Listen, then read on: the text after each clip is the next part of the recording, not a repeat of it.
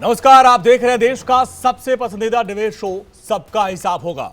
2024 के दूसरे चरण के रण के खत्म होने के बाद जैसे जैसे गर्मी बढ़ रही है, सियासी तापमान भी बढ़ता जा रहा है।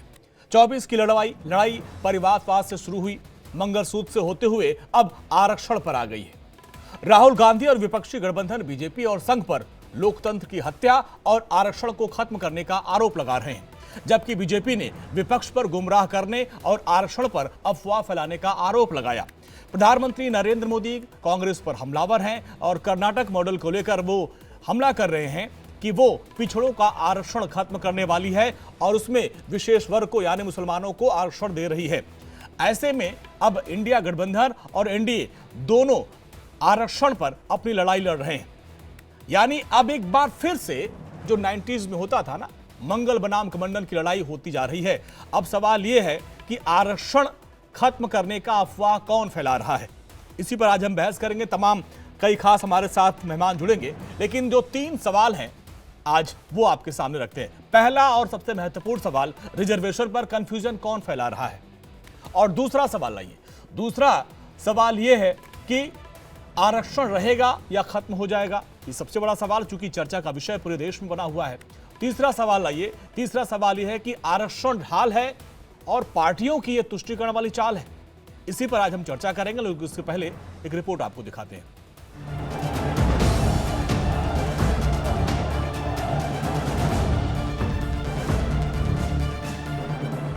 रिजर्वेशन से किस किस को टेंशन। भारत को जातिगत आरक्षण से मुक्त किया जाए। आरक्षण रहेगा या खत्म हो जाएगा।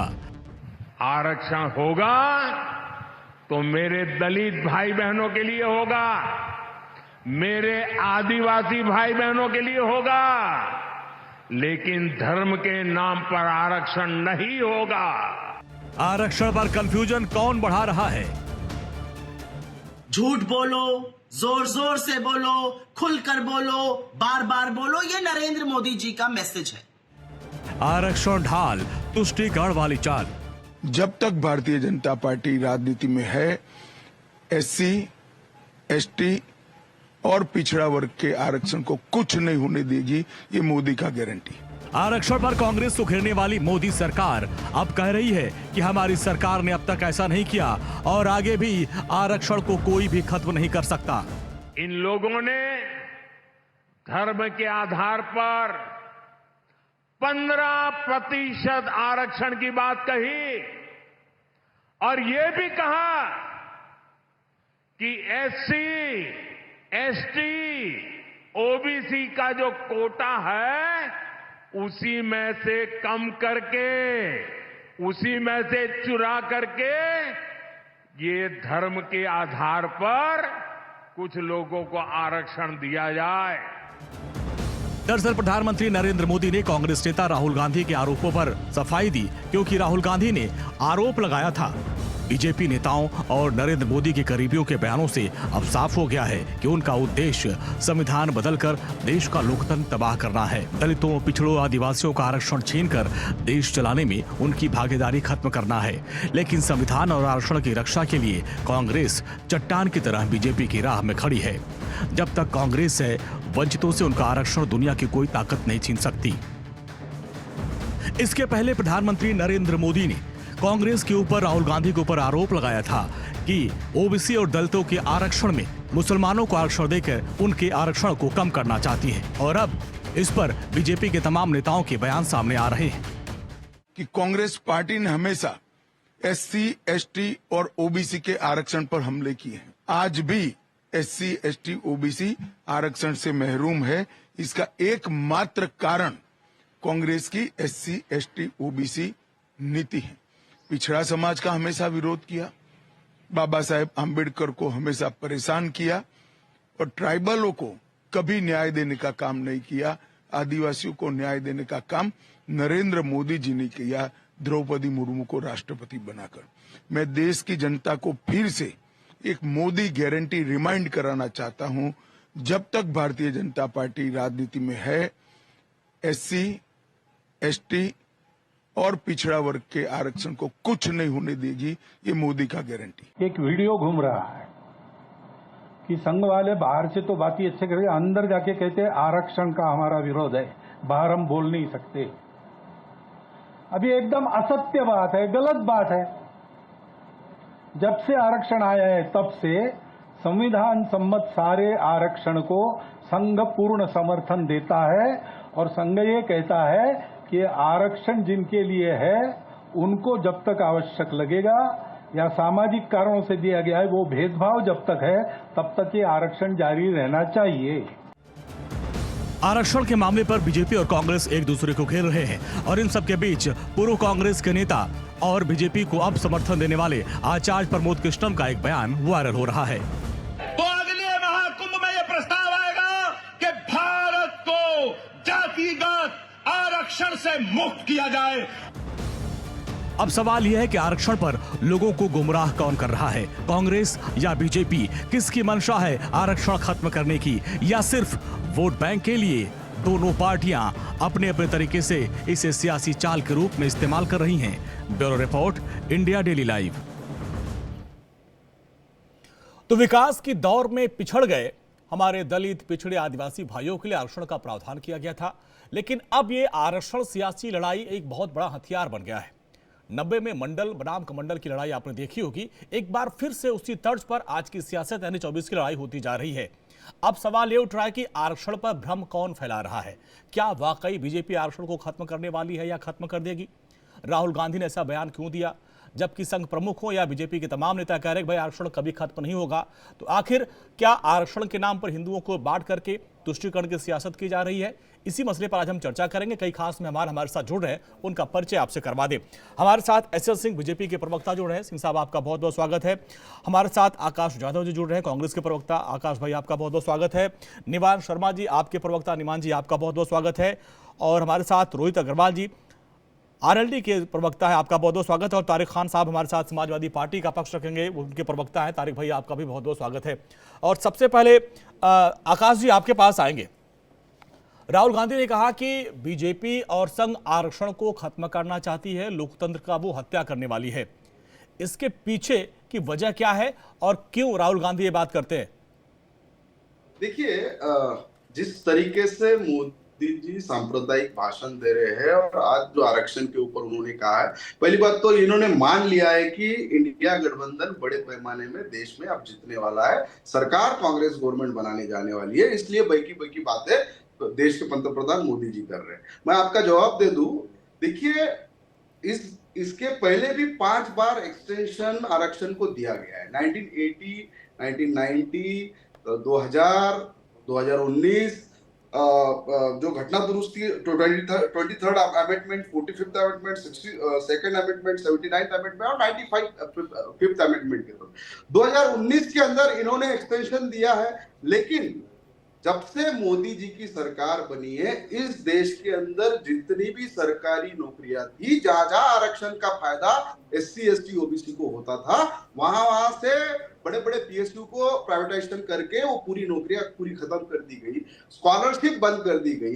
कैग ने खुद कहा है कि ट्राइबल डेवलपमेंट का पैसा हो, सोशल जस्टिस का पैसा हो, ह्यूमन एम्पावरमेंट का पैसा हो, इनका प्रमोशन के लिए मोदी जी यूज कर रहे हैं। और आज यहाँ का जो SC है, यहाँ का जो ST है, वो पूरी तरीके से प्रताड़ित हुआ है।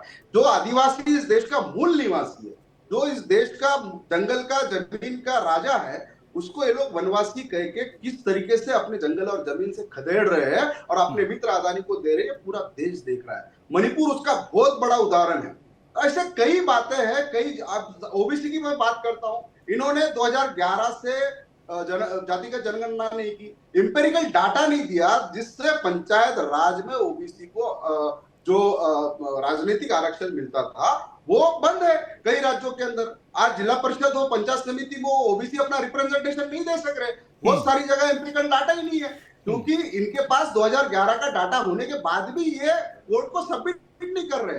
तो ये इनका जो मंशा है कि अप्रत्यक्ष आरक्षण खत्म करना, एक तरफ ऐसा बताना है कि हम आरक्षण के फेवर में हैं और दूसरी तरफ इनका कंडक्ट ये बताता है कि आरक्षण को हम किस तरीके से खत्म करें। और पूरी तरीके ये देखो, इस देश का SC हो, ST हो, पिछड़ा हो, ये जान चुका है। और वो पूरी ताकत से आज मोदी सरकार को बदलने के लिए मतदान कर रहा है। ये मोदी जी डर गए हैं और ये डर से सांप्रदायिक भाषण दे रहे। जहां राहुल गांधी जी कहते हैं कि हम सबको बराबरी का हक देना चाहते हैं, सोशल इकोनॉमिक हम लोग, तो मतलब अब हम ये समझे कि कांग्रेस अपने पुराने फॉर्मूले पे आ गई है कि मुसलमानों को एकजुट करो और हिंदुओं को जातियों में आरक्षण के नाम पे बांट दो, जैसा कि आप लोग 80 और 90 के दशक में आप लोग शासन करते थे। वही फिर एक बार फिर वो फॉर्मूला सक्सेस है, वो सक्सेस फॉर्मूला है। कांग्रेस ने कभी भी मुसलमान सांप्रदायिक धर्म की राजनीति नहीं की है। हमारे नेता आदरणीय राहुल गांधी ने पूरे मैनिफेस्टो से लेकर हर भाषण में इस देश के 140 करोड़ लोगों को, जो इस देश का संविधान हक देता है, जो आर्टिकल जो उसके अनुरूप जो उनका अधिकार है, आर्टिकल 330, 332, आर्टिकल 15, आर्टिकल 16(4) जो राज्यों को अधिकार देते हैं, वो आर्टिकल 45 जो योजनाएं बना के गरीबों को इस देश के अंदर जो आरक्षित नहीं है लेकिन गरीब है उनके लिए योजनाएं बनाने का भी आर्टिकल प्रावधान संविधान ने दिया है। उसके अनुरूप तो मतलब ये था कि जब आरक्षण की व्यवस्था की गई थी तो ये सोच थी कि जो भाई हमारे पीछे हैं उनको ऊपर लाया जाए, उनको ऊपर लाया जाए, और तमाम पार्टियां सत्ता में रहीं लेकिन उनको उनका हक अभी तक नहीं मिल पाया, इसलिए आरक्षण लगातार बढ़ाया जा रहा है। अब चलिए आगे आते हैं और तारिक भाई, आप आवाज मिल रही है आपको? आपके तरफ से भी आपके भी नेता कह रहे हैं कि भाई बीजेपी और संघ वाले आरक्षण को खत्म कर देंगे। आरक्षण और जातिगत जनगणना का मुद्दा आपने भी उठाया था, तो किस बिना पे ये कहा जा रहा है कि आरक्षण खत्म हो जाएगा और लोकतंत्र को खत्म कर देगी बीजेपी? दर्शकों को बताएं, समझाएं। कोई भी चीज बगैर सबूत की कही जाए तो बेकार है, तो कोई मतलब नहीं। अब सबूत सुनिए, दो सबूत। सबूत नंबर 1, 23/3/2003 को जॉन ब्रिटास MP है राज्यसभा के, उन्होंने सवाल पूछा और जवाब दिया डॉक्टर राजेंद्र सिंह ने, जो मिनिस्टर ऑफ स्टेट ने, कि 2022 तक, 2022 से पहले 5 सालों में आपने कितने सिविल सर्विसेज बनाए। रिजल्ट निकल के जो आया, जो जवाब लिखित में है, बाद में सब लोग गूगल करिएगा इसको, ओबीसी को 27% बनाना चाहिए सिविल सर्विस, बना 15%, 15% एससी को बनाना चाहिए, बना 7.5%, 7.5% एसटी को बनना चाहिए, बना 3.8%। तो आरक्षण को कम करना का, जैसे मैं हमेशा कहता हूं ये बात कि सुबह हम लोग नाश्ते में चाय ब्रेड खाते हैं ना, ये बीजेपी वाले आरक्षण खाते हैं। ये था एग्जाम्पल नंबर 1। एग्जाम्पल नंबर 2, 23 मई 2023 को नोटिफिकेशन होता है उत्तर प्रदेश में ग्राम विकास अधिकारी के पद का 1468 पद, जिनमें से ओबीसी के लिए आरक्षित होते हैं 139 पद। 1468 का 139 निकल के आता है 9.3%, जो होना चाहिए 27। अब मैं एक सवाल पूछता हूं, आप मुझे भी अब मेरी सरकार की ऐसे ही कोई भर्ती दिखाइए जिसमें हमने आरक्षण को 27 से 20 कर दिया हो, 15 कर दिया हो, 3 कर दिया हो, 2 कर दिया हो।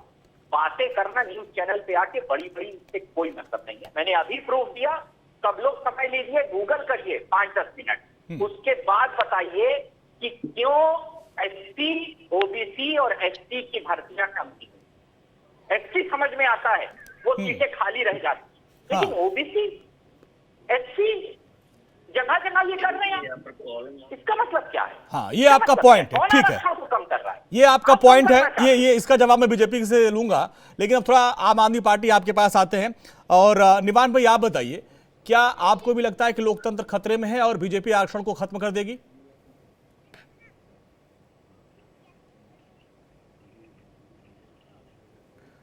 निवान जी, आवाज मिल रही है आपको?